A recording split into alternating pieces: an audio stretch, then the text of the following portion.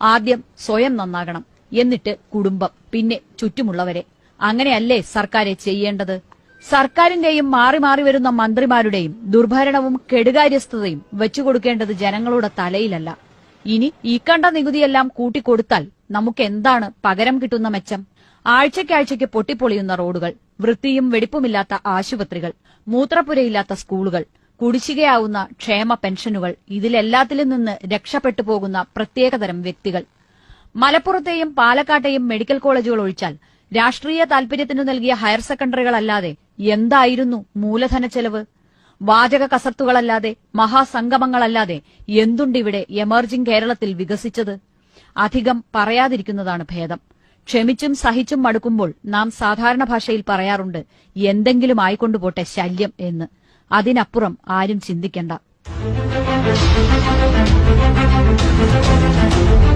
മന്ത്രിമാരുടെ പേഴ്സണൽ സ്റ്റാഫിൽ 30ഉം അതിലധികവും പേർ. ഇവർക്കൊന്നും വിദ്യാഭ്യാസ യോഗ്യത നിർബന്ധമല്ല. അക്ഷരമെഴുതാൻ അറിയണമെന്നില്ലാത്ത ഉദ്യോഗം. 2 കൊല്ലം ഈ ഉദ്യോഗത്തിലിരുന്നാൽ പെൻഷൻ കൊടുക്കും. 2.5 കൊല്ലം വീതം സർവീസ് നൽകി കൂടുതൽ പേർക്ക് പെൻഷൻ നൽകുന്ന സമ്പ്രദായവും ഉണ്ട്. ക്ഷേമ പെൻഷനുകൾ പോലും കൊടുക്കാൻ ബുദ്ധിമുട്ടുന്ന കുടിശ്ശികയിടുന്ന സർക്കാരിന് 2 കൊല്ലം ജോലി ചെയ്ത പേഴ്സണൽ സ്റ്റാഫിന് പെൻഷൻ കൊടുക്കാൻ പണമൊന്നും ഒരു പ്രശ്നമല്ല. ലക്ഷ്യം വലുതാണ്, പക്ഷേ അതിനടുത്തുപോലും എത്തിയില്ല. പോകാനുള്ള വഴിയാകട്ടെ സർക്കാർ തന്നെ തടസ്സപ്പെടുത്തുകയും ചെയ്തു. അതിന്റെ എല്ലാം ഫലമാണ് ഇപ്പോൾ അടിസ്ഥാന സൌകര്യ വികസനത്തിനു പോലും പണമില്ലാത്ത അവസ്ഥ. ഇതെല്ലാം പരിഹരിക്കാനുള്ള ഭാരം വന്നു വീഴുന്നത് നമ്മുടെ തലയിലും. അതുകൊണ്ടാണ് കെടുകാര്യസ്ഥതയും സ്വാർത്ഥതയും അധികാര ദുർവിനിയോഗവും നാം വീണ്ടും വീണ്ടും ചൂണ്ടിക്കാണിക്കേണ്ടി വരുന്നത്. എല്ലാ മന്ത്രിമാർക്കും കൂടി 569 പേഴ്സണൽ സ്റ്റാഫ്. കേന്ദ്രമന്ത്രിക്ക് പോലും ഇല്ലാത്തത്ര പേഴ്സണൽ സ്റ്റാഫാണ് ഇവിടുത്തെ മന്ത്രിമാർക്ക്. ഒരു ഫയൽ പോലും നോക്കണ്ടാത്ത അഴിമതി വിരുദ്ധ പാർട്ടിയുമായി മുന്നോട്ടു പോകുന്ന ചീഫ് വിപ്പ് PC ജോർജിന് പോലും വെറുതെ ഇരുന്ന് ശമ്പളവും പിന്നീട് പെൻഷനും വാങ്ങാൻ 30 പേഴ്സണൽ സ്റ്റാഫുണ്ട്. മാസം 2.5 കോടിയോളം ചെലവാണ് എല്ലാവർക്കും കൂടി ശമ്പളത്തിനു വേണ്ടി. പെൻഷൻ തുക വേറെ. ശമ്പളത്തിന്റെ ഒരു ഭാഗം പിന്നെ വാങ്ങിച്ചോളാം എന്നൊക്കെ പറഞ്ഞ് നമ്മളെ പറ്റിക്കുന്ന മന്ത്രിമാർ ആത്മാർത്ഥതയുണ്ടെങ്കിൽ ഈ എണ്ണം ഒന്ന് കുറച്ചു കാണിക്കട്ടെ. ഹൌസിംഗ് ബോർഡിന്റെ കിട്ടാക്കടം 1000 കോടിയിലേറെ. പിരിച്ചെടുക്കാത്ത വെള്ളക്കരം 400 കോടിയിലേറെ. വൈദ്യുതി ബോർഡിന്റെ കിട്ടാക്കടം 1500 കോടിയിലേറെ. വാണിജ്യ നികുതി വകുപ്പിന്റെ പിടിപ്പുകേട് കാരണം പിരിക്കാതെ വിട്ടത് 4653 കോടി. ഈ വകുപ്പിനൊക്കെ മന്ത്രിമാരുണ്ട്. അവർക്കൊക്കെ 30 വീതം പേഴ്സണൽ സ്റ്റാഫുമുണ്ട്. ആരെങ്കിലും ഉണ്ടചോറിനുള്ള കൂറ് കാണിച്ചിരുന്നെങ്കിൽ കുടിശ്ശിക പിരിക്കുന്ന കാര്യം ഓർക്കുകയെങ്കിലും ചെയ്തേനെ. ഈ വെള്ളാനകൾക്കു വേണ്ടി നാം കഴുതകൾ ആ ഭാരം ചുമക്കണം എന്നാണ് ഇപ്പോഴത്തെ സർക്കാർ തീരുമാനം. ഈ ഒരൊറ്റ കാരണം മതി നികുതി വർധനയെ എതിർക്കാൻ. കണ്ണടച്ചാൽ ഇരുട്ടാവില്ല എന്ന് മുഖ്യമന്ത്രിയും ധനമന്ത്രിയും ഓർമ്മിക്കുന്നത് നന്നാകും. കണ്ണടച്ചു പാൽ കുടിക്കുന്ന പൂച്ചകളെ കണ്ടെത്താനുള്ള സാമാന്യ ബുദ്ധിയൊക്കെ ഇന്നാട്ടിലെ ജനങ്ങൾക്കുണ്ട്.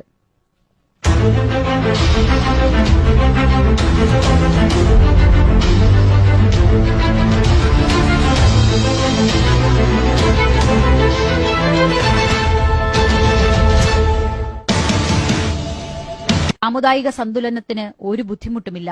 തീരുമാനം പെട്ടെന്നാകാം. വെറുതെയിട്ട് നാട്ടുകാരെ ബുദ്ധിമുട്ടിപ്പിക്കരുത്. മന്ത്രിസഭാ പുനഃസംഘടനയിൽ സത്യത്തിൽ നാട്ടുകാർക്ക് ഒരു കാര്യവുമില്ല. മന്ത്രിയുണ്ടായിട്ടും ആദിവാസി ഊരുകളിൽ പട്ടിണി. മന്ത്രിയുണ്ടായിട്ടും നാടുനീളെ മാലിന്യവും പട്ടികളും. മന്ത്രിയുണ്ടായിട്ടും പകർച്ചപ്പനിയും മരുന്നുക്ഷാമവും. മന്ത്രിയുണ്ടായിട്ടും കയ്യേറിപ്പോകുന്ന സർക്കാർ ഭൂമി. പറഞ്ഞു തുടങ്ങിയാൽ തീരില്ല. റോഡിലിറങ്ങിയാൽ കാണുന്നതൊക്കെ കുഴികൾ. പ്രാഗിപ്പോകുന്നത് മന്ത്രി ഇബ്രാഹിം കുഞ്ഞിനെ. റേഷൻ കടയിൽ ചെന്നാൽ അരിയില്ല, പയറില്ല. ഒടുക്കത്തെ അഴിമതിയാണെന്ന് അറിയാതെ പ്രാഗിപ്പോകുന്നത് മന്ത്രി അനൂപ് ജേക്കബ് ഇല്ലാഞ്ഞിട്ടാണോ? സൽഭരണം കേന്ദ്രത്തിലും കേരളത്തിലും നടക്കുന്നതുകൊണ്ട് വല്ലാതെ ബുദ്ധിമുട്ടുകയാണ് ജനം. അതിനിടയിലാണ് പുനഃസംഘടനാ തമാശയുമായി മുഖ്യമന്ത്രി ആശ്വാസം നൽകുന്നത്.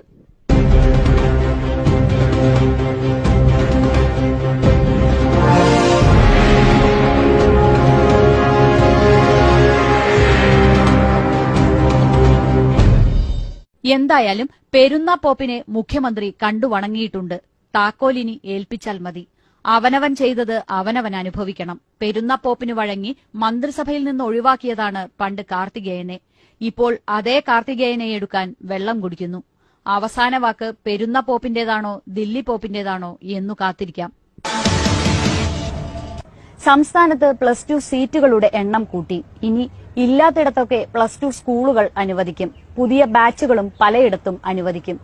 ഇക്കാര്യത്തിലൊക്കെ ധാരണയായി. പക്ഷേ ഈ അനുവദിക്കുന്നതൊക്കെ ആർക്കാണ്, എവിടെയാണ് എന്ന കാര്യത്തിലാണ് തർക്കം തുടരുന്നത്. ഇതിൽ സാമുദായിക പ്രാദേശിക സന്തുലനം പാലിക്കണം എന്ന് സർക്കാർ പറയുന്നു. എയ്ഡഡ് സ്കൂളിലാണോ സർക്കാർ സ്കൂളിലാണോ ഇതെല്ലാം കൊടുക്കാൻ പോകുന്നത്? ഏത് സ്കൂളിലാണ് എന്ന കാര്യത്തിൽ ആർക്കും വ്യക്തതയില്ല. പക്ഷേ നടക്കുന്ന ചർച്ചകൾ ഏതു മാനേജ്മെന്റിന് എത്ര വീതം എന്നത് മാത്രമാണ്. +2 പ്രശ്നത്തിൽ സമവായം ഉണ്ടാകുന്നില്ല എന്ന് വിദ്യാഭ്യാസ മന്ത്രി. പുതിയ സ്കൂളുകൾ, പുതിയ ബാച്ചുകൾ, ഇതിൽ ഏതു കാര്യത്തിലാണ് സമവായം വേണ്ടതെന്ന് വ്യക്തമല്ല. പ്രാദേശിക സാമുദായിക സന്തുലനം, അതാണ് UDFന് പ്രധാനം. അത്തരം ചർച്ചകൾ +2 പ്രശ്നത്തിൽ തുടങ്ങിയിട്ട് കുറെ നാളായി. ഉപസമിതിയിൽ 4 പേരുണ്ട്. 4 പേർക്കും കൂടി ഒരു ഏകാഭിപ്രായത്തിൽ എത്താൻ കഴിയാത്തത് കൊണ്ടുള്ള താമസമാണ്, അത്രേ ഉള്ളൂ. അല്ല, ഇന്നലെ CM-ആയിട്ട് അനൗപചാരിക ചർച്ച നടത്തിയിരുന്നു. മന്ത്രിസഭാ ഉപസമിതി പലതവണ ചേർന്നു. കാര്യമില്ല. വിദ്യാഭ്യാസ വകുപ്പ് തീരുമാനിക്കേണ്ട കാര്യമാണ്. അവരെ മാത്രമായി ഏൽപ്പിക്കാൻ മുഖ്യമന്ത്രിക്കും ഭരണപാർട്ടികൾക്കും വിശ്വാസമില്ല. അതുകൊണ്ട് ഉപസമിതിയാക്കി. എന്നിട്ടും സമവായം മാത്രം വരുന്നില്ല. എന്തിലാണ് ഈ സമവായം എന്ന് ചിന്തിച്ചിട്ടുണ്ടോ? അവിടെയാണ് കഥയുടെ സാരാംശം. പുതിയ ബാച്ചും സ്കൂളും അധികവും വരുന്നത് എയ്ഡഡ് മേഖലയിൽ. ശമ്പളം സർക്കാർ വകയാണ്. മാനേജ്മെന്റുകൾ നിയമിച്ച് കാശുവാങ്ങും. അധ്യാപക നിയമനത്തിന് 20 ലക്ഷം മുതൽ മുകളിലേക്ക്, അനധ്യാപക ജീവനക്കാർക്ക് 10 ലക്ഷം വരെ. ഇതാണ് നിലവിലുള്ള മിതമായ കോഴ നിരക്ക്. ഈ പണം അഥവാ കോഴ പ്രാദേശികമായും സാമുദായികമായും വീതിക്കുക എന്ന വലിയ ജോലിയാണ് ഉമ്മൻചാണ്ടിയും അബ്ദുറബ്ബും കൂട്ടരും ചെയ്യുന്നത്. അല്ല, 3 കാര്യങ്ങളാണല്ലോ തീരുമാനിക്കാനുള്ളത്. ഒന്ന്, ഹയർ സെക്കൻഡറി ഇല്ലാത്ത പഞ്ചായത്തുകളിൽ ഹയർ സെക്കൻഡറി സ്കൂൾ അനുവദിക്കുന്ന കാര്യം. ആ കാര്യത്തിൽ ഇന്ന് അവസാന തീരുമാനമെടുത്തു കഴിഞ്ഞു. അതുപോലെ 101 ഹൈസ്കൂളുകൾ അപ്ഗ്രേഡ് ചെയ്ത് ഹയർ സെക്കൻഡറി സ്കൂളുകളാക്കുന്ന കാര്യം, അതിലും അന്തിമ തീരുമാനമായി കഴിഞ്ഞു. ബാച്ചുകളുടെ കാര്യത്തിലുള്ള ചർച്ചകൾ പുരോഗമിച്ചുകൊണ്ടിരിക്കുകയാണ്. രാത്രിത്തെ ചർച്ചയോടുകൂടി അത് പൂർത്തിയാക്കാൻ കഴിയുമെന്നാണ് വിചാരിക്കുന്നത്. ഗവൺമെന്റിന് ഏകദേശം 700-800ഓളം അപേക്ഷകൾ കിട്ടിയിട്ടുണ്ടല്ലോ. ഇതേ എയ്ഡഡ് സ്കൂളുകളിൽ കുട്ടികൾ കുറഞ്ഞുപോയതുകൊണ്ട് പ്രൊട്ടക്ടഡ് അധ്യാപകരായി ധാരാളം പേരുണ്ട്. ഇനി പുതിയ നിയമനക്കാർക്കും സർക്കാർ ശമ്പളം നൽകേണ്ടിവരും. നിലവിലുള്ള പ്രൊട്ടക്ടഡ് അധ്യാപകരെ പുനർവിന്യസിക്കാൻ മുഖ്യമന്ത്രിയുടെയും വിദ്യാഭ്യാസ മന്ത്രിയുടെയും മുട്ടിടിക്കും.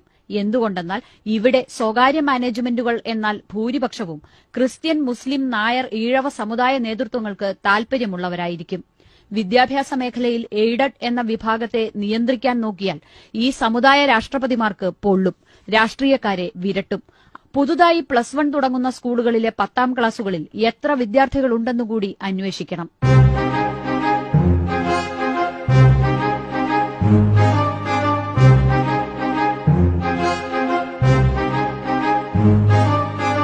വിദ്യാഭ്യാസം വിദ്യാർത്ഥികൾക്കാണ് വേണ്ടത്, സമുദായങ്ങൾക്കല്ല.